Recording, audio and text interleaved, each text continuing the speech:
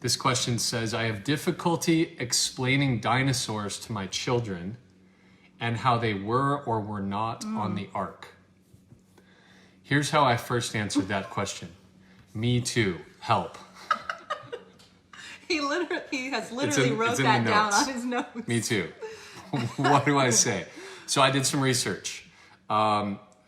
Great resource is Ken Hamm, which I've heard of. I've read his stuff before. He's very involved. Been to the museum. Yeah, so does he oversee the ark? They have called? the creation Ark Experience or something like that Ark, in Cincinnati.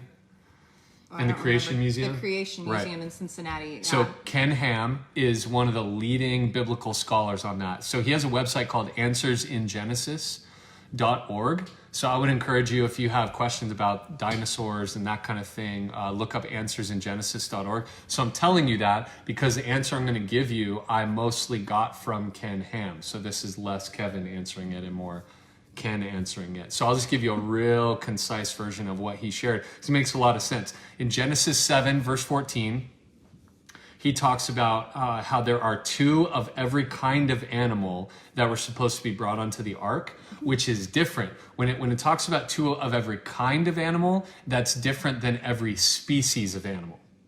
Okay? So a kind is like the family of the animal and not the individual species. So here's what he means, and here's why that matters. Because there were thousands of species of dinosaurs, but at the time, only about 50 families, or what we would call kinds of dinosaurs. So that means that with 50 different kinds of dinosaurs, there would have only been about 100 on the ark. Now, oftentimes when we think about dinosaurs, we think about the huge ones because we watch Jurassic Park, right? So we think about the massive T-Rex and the long neck and all of these ones that are my son's favorite.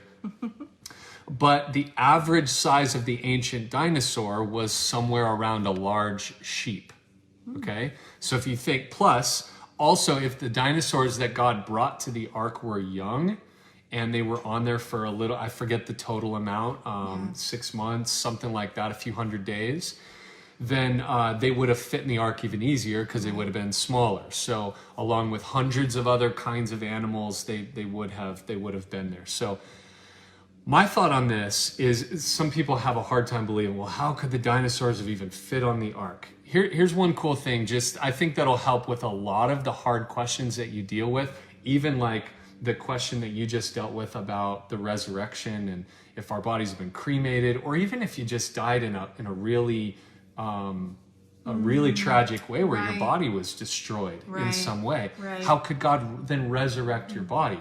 Well, my pastor always taught me this. If you can believe in Genesis 1:1, in the beginning, God created the heavens and the earth. If you can believe that, you can believe all the other verses of the Bible.